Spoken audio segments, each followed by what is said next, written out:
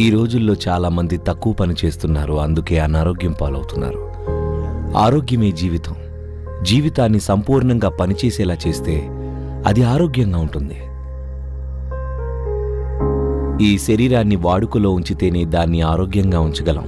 దీన్ని ఎంత వాడితే అంత ఆరోగ్యంగా ఉంటుంది.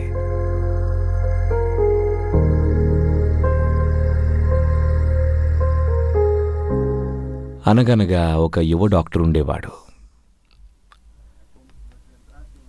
ఆయన తన సీనియర్ని కలిసి ఇలా అన్నాడు,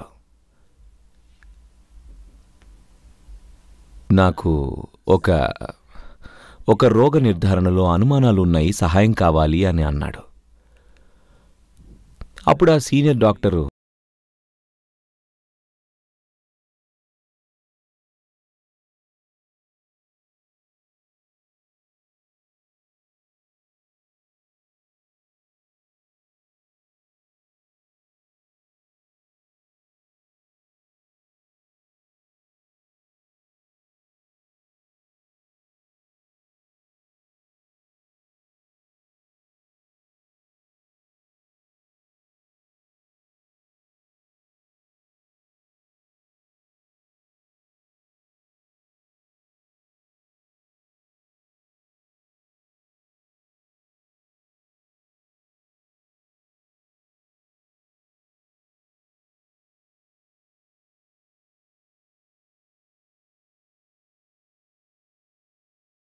ఏళ్ల క్రితం ఉంటే శారీరకంగా ఇప్పుడు చేస్తున్న పని కంటే 20 రెట్ల ఎక్కువ పని చేసేవారు. శారీరక శ్రమ ఖచ్చితంగా, అవునా కదా? మీరు నడిచే వచ్చేవారు, అన్ని పనులు మీ చేతులతోనే చేసేవారు. మీరు కనీసం 20 రెట్లు ఎక్కువ పని చేసేవారు కాదు, బహుశా 100 రెట్లేమో. అలాగే మీలో కొందరు 250 రెట్లు ఎక్కువ.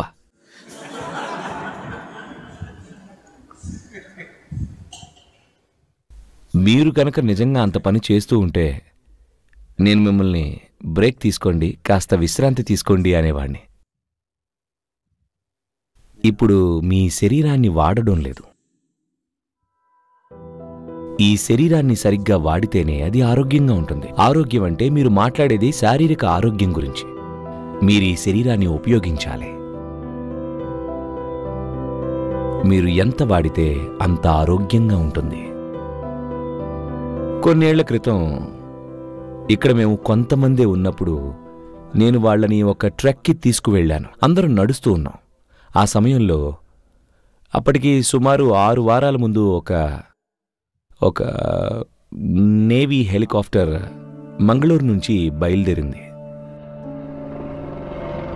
నాకు ఆ కథ తెలియలేదు, కానీ అక్కడి వారు చెప్పారు అందులో కొన్ని ముఖ్యమైన దస్త్రాలు లాంటివి ఏవో ఉన్నాయని చెప్పారు ఆ హెలికాప్టర్లో. అందులో 4 సీనియర్ అధికారులు కూడా ఉన్నారు, 3 అధికారులు, ఒక పైలట్ ఉన్నారని. ఆ అడవిలో అది కూలిపోయిందని చెప్పారు. దట్టమైన కారడవి, పడమర కనుమల్లో అది ఒక పెద్ద నట్టడవి. అది 6 వారాల తర్వాత కూడా ఆ హెలికాప్టర్ దొరకలేదట. దాంతో ఒక పెద్ద ఆర్మీ బెటాలియన్ అక్కడ మకాం వేసి అడుగడుగున ఆ అడవిని గాలిస్తూ ఉన్నారు. అడవి ఈ చివరి నుంచి ఆ చివరి వరకు ఆ హెలికాప్టర్ని కనుగొని వీలైనంత శకలాలని పొందాలని ప్రయత్నిస్తున్నారు వాళ్ళు. ఇలా ఒక బెటాలియన్ సైన్యం అంతా, అంటే సుమారు 200-250 మంది అక్కడ అడవిలో ఉన్నారు. అయితే అప్పటికి 6 వారాల నుంచి అక్కడే ఉన్నారు. మేము ఆ అడవిలోకి వెళ్ళినప్పుడు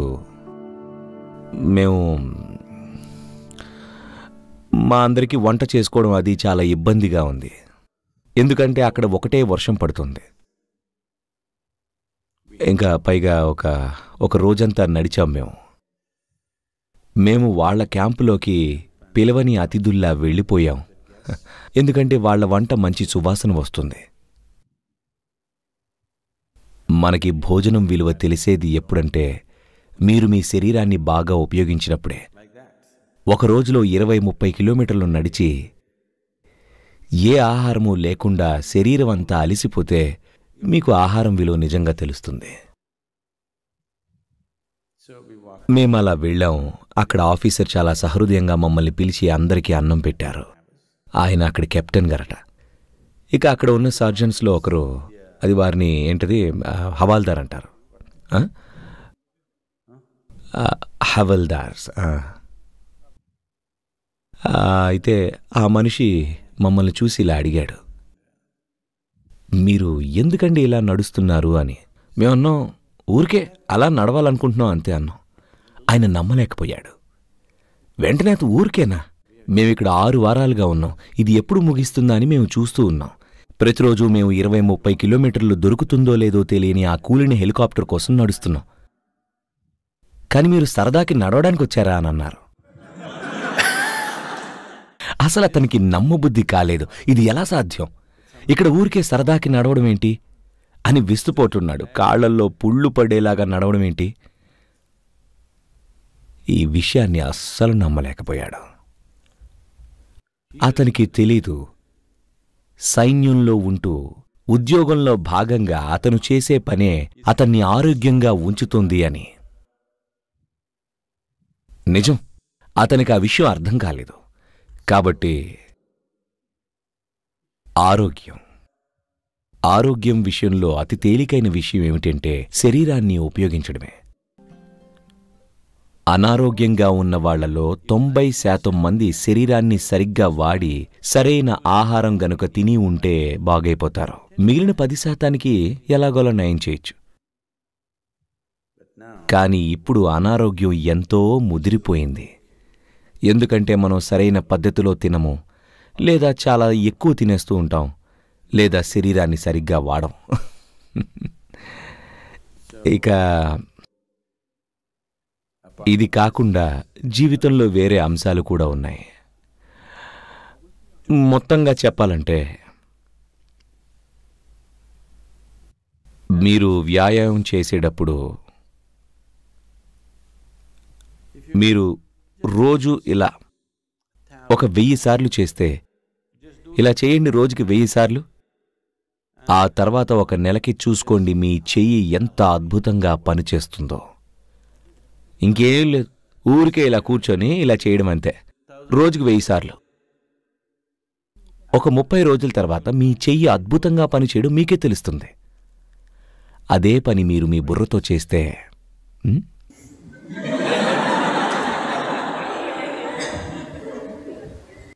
ఒక నెల రోజుల్లో అది కూడా అద్భుతంగా పనిచేస్తుంది. అదే పని మీ గుండెతో చేస్తే అది కూడా అద్భుతంగా పనిచేస్తుంది. అదే పని మీకున్న జీవశక్తులతో చేస్తే అవి ఎంతో సక్రమంగా పనిచేస్తాయి. ఇవన్నీ అద్భుతంగా పనిచేసినప్పుడు అదే ఆరోగ్యం. కాబట్టి మీరు మీ శరీరాన్ని ఉపయోగించాలి, బుర్రని ఉపయోగించాలి, మీ శక్తులను కూడా ఉపయోగించాలి. ఈ 3 గనుక చక్కని వ్యాయామంతో ఉండి సమతౌల్యంతో ఉంటే మీరు ఆరోగ్యంతో ఉంటారు. నాకిలా ఒకసారి జరిగింది, చాలా కాలం క్రితం మాట. భావస్పందన కార్యక్రమం నిర్వహిస్తున్నాను. అయితే ఒక చిన్న మఠం లాంటి ప్రదేశం అది. అక్కడ ఎన్నోసార్లు పైకి కిందకి తిరగవలసి వచ్చేది. ఎందుకంటే అక్కడ పరిస్థితి అలా ఉండేది. మరి నేను ఒకరోజు లెక్క పెట్టాను కూడా. ఆ ఒకరోజు నేను టీచింగ్ చేస్తూ వంట పని ఇంకా అన్నీ కూడా చేసుకోవాల్సి వచ్చింది. అప్పుడు నేను ఆ రోజు మెట్లు ఎక్కి దిగడం 125 సార్లు చేశాను. పైగా నేను ఆ రోజు ముగిసేసరికి చాలా ఆరోగ్యంగా ఫీల్ అయ్యాను. And I felt very healthy at the end of the Bhavaspandana.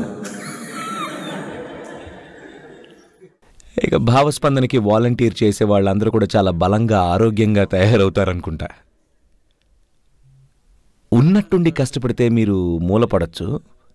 కానీ మీరు నెమ్మదిగా మీ జీవితంలో క్రియాశీలత గనుక పెంచుకుంటూ పోతే, అంటే శారీరక మానసిక శక్తిపరమైన స్థాయి నెమ్మదిగా పెంచుకుంటూ పోతే ఆరోగ్యం అదే వస్తుంది.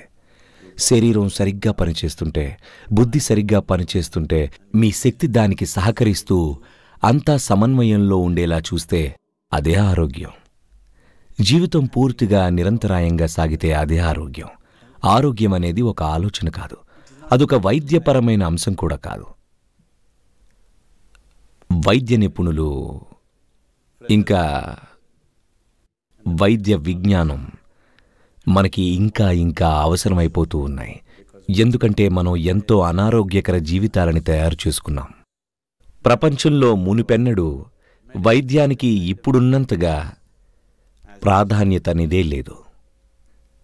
ఎందుకంటే మనం ఇంకా ఇంకా సోమరి జీవితాలకి అలవాటు పడ్డాం. దాంతో ఇంకా ఇంకా అనారోగ్యంగా తయారవుతున్నాం. ఒక శతాబ్దం క్రితం ఒక 60 ఏళ్ల వ్యక్తి చేయగలిగే శారీరక క్రియలు ఈనాడు ఒక 20 ఏళ్ల వ్యక్తి కూడా చేయలేకపోతున్నాడు. అంటే మనిషి జాతిని పూర్తిగా నిర్వీర్యం చేస్తున్నాం. కాలక్రమంలో మనం హీనస్థాయి మనుషులుగా మారిపోతున్నాం. కాబట్టి